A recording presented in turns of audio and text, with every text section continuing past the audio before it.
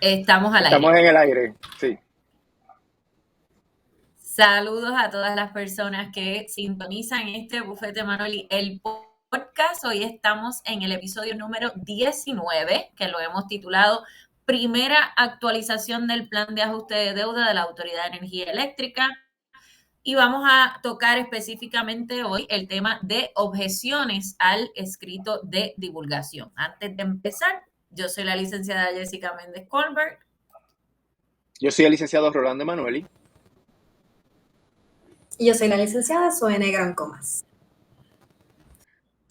Bueno, pero pues debidamente identificadas todas las personas de este podcast, pues quiero primero dejarles saber a las personas que nos escuchan que vamos a estar tocando este tema del plan de ajuste de deuda de la Autoridad de Energía Eléctrica, el escrito de divulgación y todos los otros procesos que se estén dando para beneficio de todo el mundo, pero sepan que tenemos ya 2 episodios, el episodio número 13, donde hablamos sobre la actualización del proceso de quiebra de la autoridad, y el episodio número 14, que fue el primero que hicimos, donde hablamos del plan de ajuste de la deuda, y en aquel momento pues se acababa de radicar el plan de ajuste, que esto se radicó el 16 de diciembre, junto también con ese escrito de divulgación. Así que en aquel momento pues discutimos lo que sabíamos hasta ese momento. Hoy pues nos corresponde hablar sobre las objeciones que se han presentado al escrito de divulgación, porque todo esto, ¿verdad?, va pasando por un proceso que eventualmente tiene que ser aprobado por la jueza Laura Taylor Swain del Tribunal de Título 3. Para aquellas personas que no hayan tenido el beneficio de sintonizarnos en estos episodios previos, pues quiero un poquito del escrito de divulgación para que podamos entrar un poco en sintonía y luego entonces hablar de estas objeciones. El escrito de divulgación, en esencia, es un requisito de este proceso de quiebras de título 3, donde el deudor, pero claro, sabemos que en estos casos es la Junta de Control Fiscal quien representa al deudor, que es la Autoridad de Energía Eléctrica, pues le corresponde presentar este escrito que típicamente se presenta junto con el plan de ajuste también.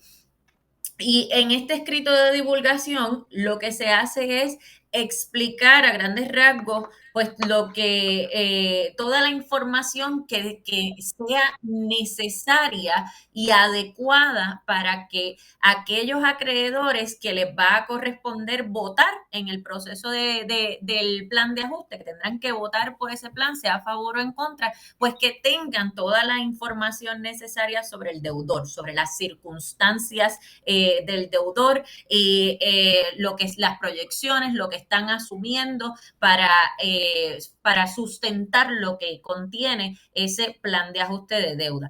Por eso es que este escrito es bien importante, porque en la medida en que este documento pues adolezca de fallas, ¿verdad?, no tenga la información completa o suficiente, pues entonces los acreedores no pueden emitir su voto de una forma informada, ¿verdad? Así que a grandes rasgos eso es lo que implica este escrito de divulgación dentro del calendario que estableció la jueza Laura Taylor Swain. Pues todavía se supone que estamos en pie para que esto se vaya a discutir el 28 de febrero. Pero dentro, como parte del proceso, pues los acreedores y personas con interés tienen derecho a presentar sus objeciones al escrito de divulgación. En el caso nuestro, por ejemplo, pues ya el 2 de febrero, aunque la fecha límite era el 3 de febrero, pues presentamos a nombre del sistema de retiro de la Autoridad de Energía Eléctrica y también otro documento aparte a nombre de la UTIER, donde se discutieron varias objeciones a este escrito de divulgación. Pero no fuimos los únicos, porque también hay otros acreedores que presentaron su objeción y vamos a estar hablando un poquito sobre eso. Y pues como dije, estamos pendientes para el 28 de febrero, pues esto se discuta en la vista. Sin embargo, voy a anticiparles que en el día de hoy, a escasas, unos cuantos minutos antes de que comenzáramos este podcast, pues la Junta de Control Fiscal radicó la primera versión ya enmendada del plan de ajuste de deuda y también un escrito de divulgación enmendado. Son documentos larguísimos, son documentos que tienen, o sea, estamos hablando aquí de más de 1000 páginas que hay que estudiar, así que como en la última vista que hubo ante la jueza Swain, pues se dijo que continuaran con el calendario como estaba, que se presentaran las objeciones dentro del calendario que estaba establecido, pero sí se había anticipado que se iba a enmendar tanto el plan como el escrito de divulgación. Así que, pues vamos a discutir hoy lo que hasta el momento se ha estado planteando por los distintos acreedores en cuanto a objeciones al escrito de divulgación, pero sepan que todo esto pues puede cambiar dependiendo de lo que podamos estudiar de ese nuevo plan de ajuste y del nuevo escrito de divulgación, o sea, las versiones enmendadas, donde probablemente pues quizás haga falta que asimismo se enmienden las objeciones. Así que hay muchas cosas pasando en relación a la Autoridad de Energía Eléctrica. Esto es solo una de ellas. Así que vamos a tratar de ir tocando un poquito estos temas y que puedan ustedes entender estos procesos que se están llevando a cabo y definitivamente pues nos vamos a tener que ver en episodios posteriores para darle continuidad a todos estos temas. Así que yo creo que con esa introducción pues le voy a ceder la palabra a los compañeros y a la compañera, Sí, claro. sí, hay que añadir a eso, Jessica, el contexto de que aquí hubo un RSA, que fue el primer acuerdo a que la Junta llegó con los bonistas, que se tuvo que descartar porque era demasiado oneroso para el pueblo de Puerto Rico. Y se descartó también porque el pueblo se manifestó y hubo una oposición constante por organizaciones tanto locales como internacionales. Y entonces la jueza ordenó un proceso de mediación que está abierto todavía, pero que nadie está participando en mediación, en donde la Junta entró en unas conversaciones y hubo dos momentos en que la Junta y los bonistas rompieron las conversaciones, porque ese proceso de mediación se concentró exclusivamente en negociaciones de la Junta y los bonistas. Y durante ese proceso, la Junta hizo las ofertas a base de lo que ellos entendían que podían pagar, ofertas que eran extremadamente altas en términos del costo, porque todas se financian con el dinero de la tarifa que pagamos los consumidores, los que pagamos la luz todos los meses. Y cuando salió esa información fue escandaloso porque algunas de las ofertas implicaban un cargo fijo de $26 mensuales y eso pues iba a tener unos impactos tremendos. Y estoy hablando de un cargo fijo de $26 para los clientes residenciales. Eso generó mucha crítica y mucha oposición y las conversaciones, aunque se volvieron a iniciar, volvieron a fracasar y ahí salió un nuevo modelo de oferta de la Junta a los bonistas donde aparecía el cargo híbrido, que es el cargo fijo, y el volumétrico, que es el cargo dependiendo del consumo. Y aquí el límite entre una cosa y otra son los 500 kilovatios hora, en donde los que consuman menos de 500 kilovatios hora pagan una cantidad y los que consumen más de 500 kilovatios pagan otra cantidad, y hay otros sectores, los sectores más desventajados del país, que están exentos, pero los sectores comerciales e industriales tienen una carga mucho mayor. Eso crea entonces la situación de que la Junta enseña sus cartas y dice esto es lo que yo puedo pagar, pero después en el plan de ajuste de la deuda cambió la posición y en vez de ofrecerle 7 billones de dólares, que era lo que ofrecía en la negociación, está ofreciendo en el plan de ajuste de la deuda 5.4 billones. Entonces crea en los acreedores de bono la posición de que cómo es posible que tú en un momento, hace unas semanas atrás, tú me estabas ofreciendo 7 billones de dólares y ahora tú me estás ofreciendo 5.4 billones. Y crea entonces un planteamiento de mala fe y de abuso del proceso. En el trámite hay otros acreedores que son importantísimos, como el sistema de retiro y como la UTIER y las otras uniones, y también el Comité de Acreedores No Asegurados, que tiene unos reclamos importantísimos en este proceso, al igual que están los Fuel Line Lenders, que fueron los que le prestaron dinero a la autoridad para comprar combustible. Dentro de todo ese contexto, pues todas esas partes tienen derecho a radicar las objeciones y la historia que llevan arrastrando es importante porque, por ejemplo, el sistema de retiro, la UTIER, el Comité de Acreedores No Asegurados dicen que ellos van primero que los bonistas, que ellos tienen prioridad de pago porque hay un documento que es el Trust Agreement que dice que hay que cubrir los gastos operacionales antes de pagarle a los bonistas y que los bonistas compraron sus bonos sabiendo que cobraban último. Entonces, en el proceso, el plan de ajuste pone a los bonistas al frente del sistema de retiro, al frente de las uniones, al frente del Comité de Acreedores No Asegurados, en el orden de cobro, en la fila de cobro. Y eso pues genera unos planteamientos adicionales de impugnación de ese escrito de divulgación en términos de la información que no tiene para que se supone justifique ese cambio en la postura de la Junta.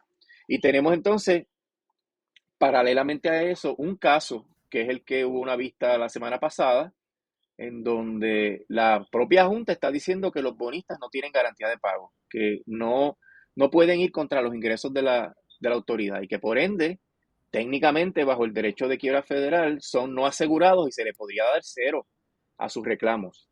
La Junta no le da cero, le ofrece 5.4 billones, postergando a los otros acreedores que sí tienen una prioridad. Así que fíjense cómo este escrito es súper controversial porque contradice lo que ellos estaban negociando previamente en el proceso de mediación, posterga a los acreedores que están basados en el Trust Agreement, que dicen que tienen prioridad, cuando a la misma vez está reclamando que el Trust Agreement dice que los bonistas no tienen garantía, que los bonistas son acreedores no asegurados.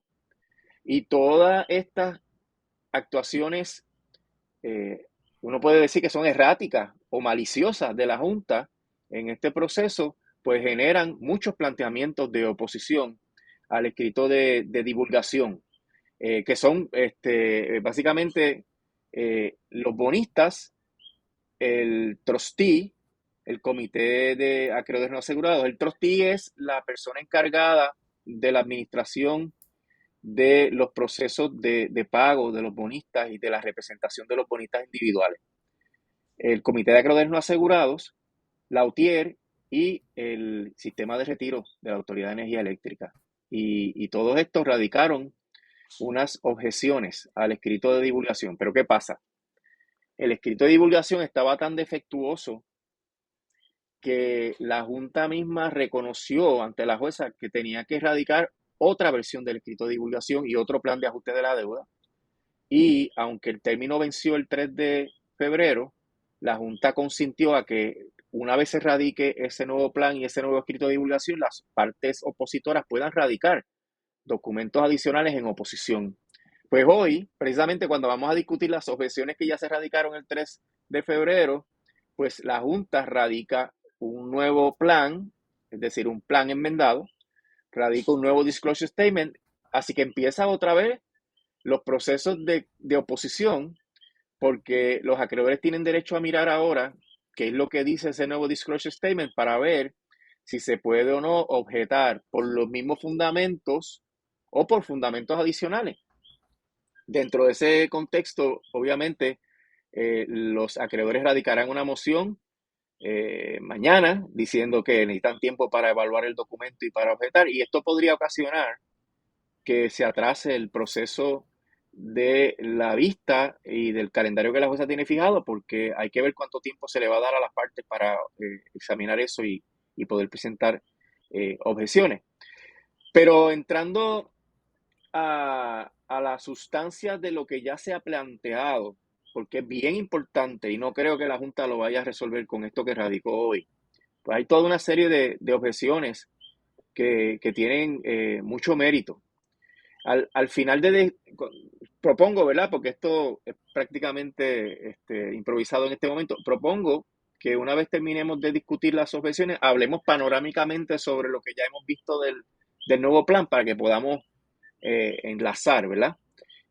Pero vamos a ver qué plantearon. Por un lado, los bonistas tienen unas objeciones que van al punto que les mencioné de la mediación. ¿Cómo es posible que tú me estés diciendo a mí en la mediación que me puedes dar 7,000 millones de dólares y ahora me estás ofreciendo 5,000 millones de dólares? ¿Qué cambió? O sea, se supone que el disclosure statement diga, entonces, ¿qué pasó en 2 semanas, en 3 semanas, que hizo que ya tú no me puedas dar 2,000 millones de dólares? Pero además ellos plantean que la Junta radicó un plan que no es confirmable, que no tiene la información suficiente. Bueno, cuando se radicó no se sabía cuánto era el legacy charge, que ya está anticipado en el plan que radicaron hoy y en el disclosure statement, y es un legacy charge que tiene unas variaciones. Sin embargo, anticipo, ¿verdad? Y advierto que ese legacy charge se podría cambiar, se podría aumentar, porque va a depender de otros factores que se van a ir dando en el proceso, porque hay acreedores que están negociando y hay reclamos de que hay que hacer reservas para pagar a otros acreedores que tienen una prioridad alegada. Así que esto es realmente bien tentativo a mi juicio. Pero ese plan que radicaron originalmente no tenía todos estos detalles de cómo se iba a financiar y los acreedores de bonos dicen, pues, ¿cómo es posible que haya habido estos cambios? ¿Cómo es posible que la Junta pretenda decir que ese plan es confirmable? ¿Cómo puede ser viable si no se sabe cuál es el legacy charge? ¿Cómo puede ser viable si no se sabe los efectos de la economía? Y particularmente alegan que el gobierno de Puerto Rico, que el pueblo de Puerto Rico puede pagar mucho más de lo que se está ofreciendo en ese plan y en ese escrito de divulgación. También hacen planteamientos de índole procesal y técnico, porque la Junta le está haciendo una oferta a los bonistas individuales para que se unan al plan por encima de lo que se supone que sea el proceso, porque los bonistas individuales los representa el trustee y se supone que el trustee sea el que pueda hablar y representarlos en el trámite y que la oferta que está haciendo la Junta se plantea que es ilegal porque está haciendo una oferta de bonos sin que se haya aprobado el disclosure statement. Así que hay planteamientos sustantivos, hay planteamientos procesales y técnicos en esas mociones de los acreedores. Por otro lado, el Retiro y la UTIER hacen planteamientos de que el documento no tiene suficiente información para que los miembros de la UTIER y los pensionados y los participantes del sistema de retiro puedan ejercer su derecho a votar de una manera inteligente, teniendo toda la información necesaria. Por ejemplo, en el caso de retiro se reclama que no hay información sobre cómo se va a sufragar el plan de retiro, que no hay información sobre cómo se van a cubrir los gastos administrativos, que se supone que se cubran también, y que no hay claridad, ¿verdad?, en términos de las consecuencias de la transformación que está pidiendo la Junta, porque en el caso del sistema de retiro, la Junta quiere liquidar el sistema de retiro y convertirlo en un sistema similar al de la Ley 106, que es el de un sistema de aportación definida como un 401k. En el caso de Lutier... Pero entonces tiene unos planteamientos un poco distintos, ¿verdad? Porque tiene unas características diferentes y también utiliza argumentos basados en lo que sus asesores financieros le proveen en el análisis de estos documentos. Primero, la UTIER entiende y señala que el plan, según fue radicado en ese momento, no decía que iba a rechazar el convenio colectivo de los trabajadores, pero entonces la información que sustentaba ese plan sí decía que tenía que rechazar los convenios colectivos. Y no decía por qué, no decía qué tipo de ahorros se iban a generar por el hecho de que se rechazara el convenio colectivo de la UTIER y se hicieran esos cambios a sus derechos laborales. Pero además, la UTIER presenta como parte de su objeción a la falta de información en este plan de ajuste de deuda el hecho de que no se contempla el contrato de Genera. El contrato de Genera que fue aprobado recientemente, que ha causado tanta polémica por las razones que hemos discutido ya en el podcast y seguiremos discutiendo también según siga surgiendo información. No se contempla cómo entonces el cambio de las operaciones de la generación hacia esta entidad privada van a afectar tanto el presupuesto de la Autoridad de Energía Eléctrica como su plantilla laboral para que tengan que rechazar un convenio colectivo. Por tanto, eso es una información que es necesaria para poder votar sobre este plan. Entonces, lo otro que presenta la UTIER, que lo aludió Rolando a eso ahorita, es el legacy charge, ¿verdad? El cargo que quieren imponerle a los consumidores, a los comercios, a las personas en su residencia sobre la luz para pagar la deuda y específicamente sobre cómo eso es viable para la Autoridad de Energía Eléctrica. ¿Cómo es posible que podamos sufragar como país esos cargos y mantener a la Autoridad de Energía Eléctrica todavía viva? Porque si suben esos cargos, ¿verdad? Hemos discutido en otros foros y también en este podcast que sube todo, sube el costo de vida, sube el costo de hacer negocios y la economía se ve drenada por esos aumentos. Así que una cosa no permite que la otra sea cierta. Si yo subo los cargos y causo una debacle económica, entonces ¿cómo voy a mantener viva tanto la industria, que es la Autoridad de Energía Eléctrica, como el país? Y entonces esos son los señalamientos que la UTIER hace. Por otra parte, está la objeción del UCC, que es el comité que representa a todos los acreedores no asegurados. Ellos forman, ¿verdad?, un grupo con una cantidad sustancial de reclamaciones en contra de la autoridad y ellos presentan primero una objeción porque la información del plan ni siquiera les permite saber qué ellos van a recobrar. La manera que ellos lo dicen, puede ser que yo recobre 0.01% o puede ser que yo recobre 100% según este plan. Y entonces cualquier cosa entre medio es posible y de esa manera yo no puedo tomar una decisión sobre si este plan es bueno, si este plan es malo, si este plan debería de ser confirmado. Por otro lado, ellos dicen, como estaba mencionando Rolando, que hay un montón de información que no está y es contingente, porque depende del pleito que está haciendo la Junta ahora mismo en contra de los bonistas para anular las garantías y depende de los acuerdos que se lleguen con los bonistas. Y si ellos lo llaman un rompecabezas donde no tienen las piezas para llegar a una conclusión sobre qué es lo que realmente se está presentando. Y dicen que aunque entienden que es un esfuerzo de la Junta que se ha hecho concienzudamente, no es suficiente porque es imposible llegar a una conclusión sobre esto. Y otra cosa que plantean es que el plan no es confirmable porque discrimina injustamente entre acreedores. En el caso de los acreedores no asegurados, ellos hablan específicamente de los fuel line lenders, que son los prestamistas que le prestaban dinero a la Autoridad de Energía Eléctrica para combustible. Y que a ellos llegaron a un acuerdo con la Junta de Control Fiscal que les dio un rango superior al resto de los acreedores, incluyendo a la UTIER y al sistema de retiro.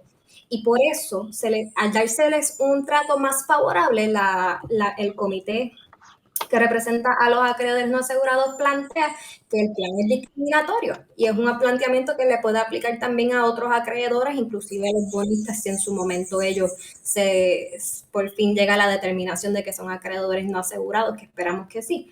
Porque entonces estás tratando a un acreedor de una manera más ventajosa sin realmente una justificación para ello, porque no hay una distinción negociación que podemos hacer entre esos prestamistas y cualquier otro acreedor no asegurado.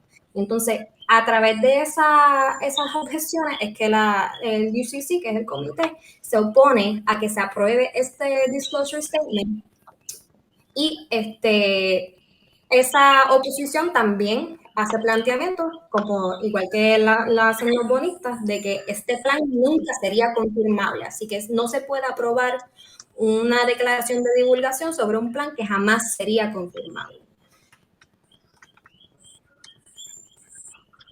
Y por lo menos esas son las partes que presentaron objeción. Hubo otras objeciones, pero son un poco más light. No sé si queramos Sí, hablar de ellas. más sencillitas, no, realmente no son importantes como para que se puedan discutir. Eh, lo cierto es que la jueza tiene ante sí entonces unas controversias realmente bien complicadas, bien técnicas en términos de el derecho de quiebra, pero además tiene el caso de los bonistas, el caso donde se está discutiendo si los bonistas tienen una garantía de pago, que ya se argumentó. La jueza dijo que se reservaba el fallo. La jueza dijo que iba a resolver lo antes posible, pero que exhortaba a la Junta a negociar con los bonistas. Hasta ahora, aparentemente, ¿verdad? Hay que ver en más detalle, pero hasta ahora en el nuevo plan lo que hay es un nuevo acuerdo y es con una aseguradora de bonos, National, y eso ya se había anticipado en la pasada vista, así que es un acreedor importante que se une al plan de ajuste de la deuda, pero no hemos podido mirar cuáles son los términos y condiciones y cómo esto afecta el plan. Lo que los puertorriqueños tenemos que tener en cuenta es que esto no es un proceso ajeno a la vida nuestra y a la viabilidad de nuestro país. Es un proceso que va a tener un impacto dramático. Si miramos los cargos que la Junta pretende imponer para fines de sufragar el costo de este plan de ajuste de la deuda, pues esto va a afectar significativamente a los clientes residenciales, ¿verdad? No los que están subsidiados, sino los residenciales, ya sea de menos de 500 o más de 500, pero a donde va más el impacto de esto es a los clientes comerciales y a los clientes industriales, donde hay unos cargos realmente bien altos que van a tener que pagar para poder seguir teniendo negocios y operaciones en Puerto Rico, y definitivamente eso va a ocasionar que muchas empresas que tengan interés en irse a Puerto Rico podrían desistir de instalarse en Puerto Rico por razón del costo de la energía eléctrica, y también va a promover que muchas empresas y personas que pueden instalar servicios de energía renovable en su propiedad, en su empresa, pues que se muevan más rápidamente para evadir estos costos. Así que es importante estar al tanto de lo que ocurra y es importante saber cuáles son las consecuencias. Una de las consecuencias principales es cómo esto desacelera la economía, porque esto va a representar unos aumentos a una tarifa que ya está súper alta, que está casi cercana a los 30 centavos por kilovatio hora. Y los estudiosos de este tema, como el economista José Israel Alameda, dicen que después de los 16 centavos por kilovatio hora, el costo de la energía desacelera la economía. Y si no hay crecimiento, no se pueden cubrir las deudas del plan de ajuste de deuda del gobierno central, baja la demanda, no se pueden cubrir las deudas de la Autoridad de Energía Eléctrica y la situación se pone peor y podría ocasionar otro impago. Así que la exhortación es estar pendientes. Hay medidas que se pueden tomar. Antes de que empezáramos este podcast, el gobernador Pierluisi sacó un comunicado diciendo que él cree que el dinero para el pago de la deuda debe salir de las operaciones de la autoridad, lo cual, de lo cual tiene razón. Así es que funcionan las entidades que se reestructuran bajo el capítulo 9 o el capítulo 11. Y en este caso, la Junta quiere que se aumente la tarifa para que nosotros con nuestro bolsillo sufraguemos la deuda. Pero en realidad debiera salir de la capacidad de pago que tiene la autoridad. El detalle es que con decir eso y decir al final que se lo va a informar al tribunal, no hace nada. él tiene todo el poder de cambiar esto y el poder es aprobando la legislación habilitadora que establezca cuáles son las condiciones para que se pueda confirmar el plan de ajuste de la deuda. Y ya el gobernador ha vetado par de proyectos, ¿verdad?, que tienen que ver con esto del ajuste de la deuda. Hay otro pendiente que está todavía en la legislatura para enviarse al gobernador, pero ya hay uno que lo vetó específicamente. Y eso, pues, es la solución que tiene la legislatura y el gobernador para evitar que este cargo pase al pueblo. Así que en ese sentido, ellos tienen el poder y la capacidad de evitar esto, y si no lo hacen correctamente, pues esto nos va a caer encima. Y por eso, pues, me parece que las expresiones del gobernador son incompletas porque él tiene el remedio en las manos y no quiere utilizarlo porque ha dicho, ¿verdad?, que no va a darle paso a ese tipo de legislación. Yo quiero mencionar, porque también un poco en nuestras manos, ¿verdad? Pues nos toca resistir a todos estos aumentos, porque como mencionaba Rolando, pues este proceso de la ley de quiebra, de la quiebra de la Autoridad de Energía Eléctrica no es algo que podemos decir, bueno, eso está ocurriendo allá y a mí no me afecta. Y aún aquellas personas que hayan tenido el privilegio de poder moverse a la energía renovable y tengan sus placas solares, no se ven exentos de que se puedan, de que les afecte lo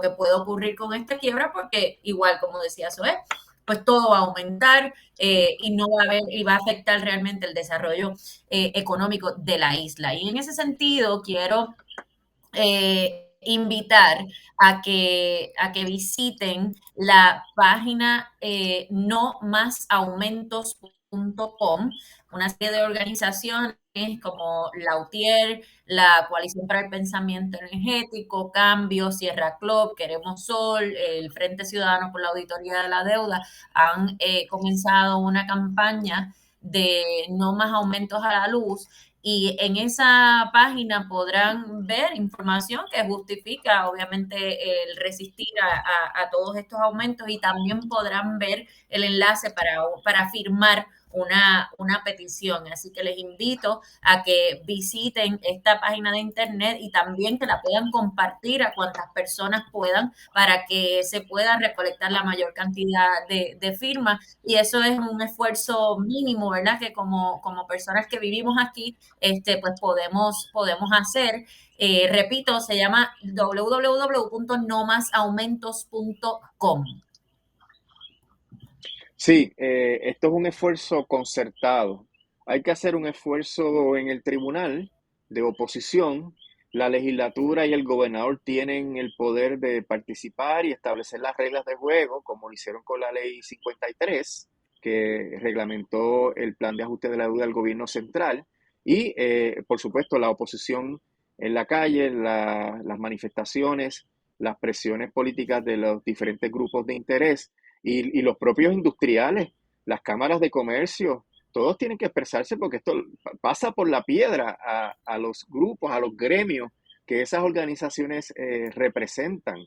Aquí no es cuestión de salir a prisa de la quiebra, aquí es cuestión de salir bien de la quiebra. No importa lo que tome, hay que hacer todas las medidas para que el proceso permita un nuevo comienzo de la reestructuración de la autoridad y que en ese sentido no salgamos trasquilados. Aquí la Junta pretende pagarle de más a los bonistas a costa del pueblo de Puerto Rico. La Junta luego se va en su momento y nosotros nos quedamos con esa deuda por 40 o 50 años. Así que aquí todos los grupos tienen que darse cuenta del impacto que esto va a tener. Y aquí hay el sector residencial va a coger un impacto grandísimo y los comerciales y los industriales también tienen que participar en el proceso, tienen que objetar, tienen que oponerse, tienen que presionar al gobernador y a la legislatura para que apruebe las leyes necesarias para evitar esta debacle, para que lo que dice el gobernador, que sea la autoridad la que pague y no los consumidores, se materialice en el tribunal, porque si se aprobase una legislación en esa dirección, la Junta tendría que obedecerla siempre y cuando que se haga bien, ¿verdad? Que esté bien trabajada la ley, pero que se pueden imponer condiciones. En la ley 53 se estableció una condición que todo el mundo decía, pero eso la Junta lo va a repudiar. Bueno, lo que pasa es que la ley promesa le da espacio a la legislatura para establecer condiciones y se estableció la condición de que no se podían recortar las pensiones y se estableció una condición de que había que darle unos dineros adicionales a la UPR y así otras condiciones menos importantes. Eso es lo que hay que hacer, establecer unas condiciones para que la Junta tenga que trabajar eso dentro de ese marco que la legislatura de Puerto Rico, el único poder que le queda, además de nombrar las calles, le queda el único poder de establecer la legislación habilitadora. Y eso no se materializa con comunicados de prensa o de la boca para afuera. Eso es que erradicar un proyecto y aprobarlo. Así que hay muchas áreas de trabajo, muchos frentes de lucha que se pueden aprovechar para evitar que nos caiga este aumento encima. Y hablando de ese aumento, porque verdad mencionamos que este plan de ajuste de deuda va a seguir sufriendo enmiendas y particularmente por todos los planteamientos que las partes hacen sobre lo que falta, tanto en el disclosure statement como en el plan. Y hablamos ahorita de tal vez decir algunas de esas cosas que han ido añadiendo mediante este nuevo plan de ajuste y el disclosure statement a base de las objeciones que presentan las partes. Y así vemos que también esa lucha en el tribunal, aunque no es para ninguno de las tres personas que está aquí, no es la lucha principal, pero sigue siendo parte de la lucha. Esas objeciones también tienen un resultado donde vemos un cambio, por lo menos, aunque sea mínimo, aunque sea malo, vemos un cambio. En el plan nuevo que se radicó en la noche de hoy, por lo menos vemos que las objeciones sobre falta de información hubo unos cambios sobre eso, ¿verdad? Rolando, tú querías ser un poquito más específico sobre algunas de la información que se añadió nueva en estos documentos. Bueno, lo que sabemos hasta este momento, porque apenas unos minutos antes de empezar el podcast fue que se radicó eso. La Junta aparentemente ha cubierto algunas de las lagunas que tiene el disclosure statement que radicó previamente. Una de las lagunas primordiales es esto del cargo, pero a mi juicio ese cargo podría aumentar porque según la oferta de la Junta se pueden unir más bonistas al proceso de apoyar el plan de ajuste de la deuda y mientras más bonistas se unan, pues más va a aumentar la responsabilidad del plan de ajuste de la deuda. Así que habría que saber, leer con detenimiento, a ver si está divulgado a base de qué nivel de pago de la deuda está calculado ese cargo que aparece en ese exhibit. Es decir, que si hay más acreedores uniéndose, aumenta entonces lo que la Junta estima que va a pagar, hasta dónde va a llegar. Y a mí me parece que eso podría ser una de las lagunas que hay, pero el detalle tenemos que verlo, ¿verdad? Leyendo cuidadosamente esos documentos, pero efectivamente si no se han cubierto las objeciones de la UTIER ni del sistema de retiro, volveremos a insistir que el disclosure statement no tiene información suficiente. Tomen nota de que en el gobierno central el plan de ajuste se enmendó 14 veces. Ellos llegaron hasta el 8º plan y de ahí para adelante todas las demás enmiendas no las contaron, pero hubo 6 enmiendas adicionales, así que esta es apenas la segunda enmienda del plan de ajuste de la deuda.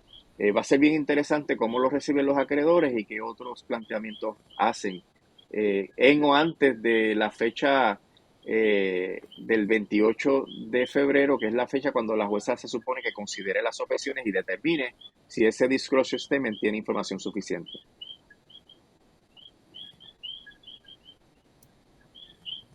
Bueno, y una de las cosas pues, también por las cuales este proceso está ocurriendo de forma... Están detenidas. Creo que una a la vez. Tenemos overlapping. Jessica. Bueno, voy yo.